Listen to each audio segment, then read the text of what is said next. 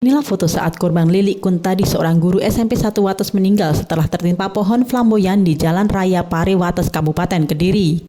Tepatnya Timul Polsek Plosokaten, Kabupaten Kediri, Selasa. Korban tewas dengan kepala pecah akibat tertimpa pohon diameter 80 cm. Sedangkan anaknya yang masih duduk di bangku SMP luka ringan. Kejadian berawal saat korban dan anaknya yang baru pulang dari sekolah dan berniat pulang ke rumahnya di Desa Pranggang, Kecamatan Plosokaten, Kabupaten Kediri. Saat itu hujan deras dan disertai angin kencang. Naas saat korban melintas di lokasi, tiba-tiba pohon flamboyan yang berdiameter 80 cm tumbang dan menimpa kedua korban.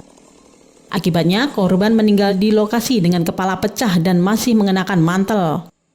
Sedangkan anaknya terpental dan mengalami luka ringan.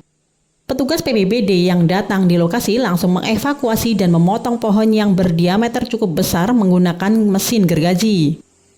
Laporan dari warga dan polsek setempat untuk pohon roboh di sekitar polsek Plosokaten, dan kami langsung segera meluncur untuk mengevakuasi pohon tersebut. Untuk diameter Sekitar 70-80 cm.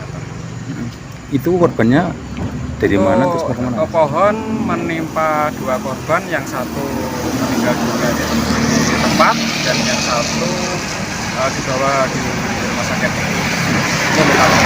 Itu korban dari arah mana sih? Untuk korban dari arah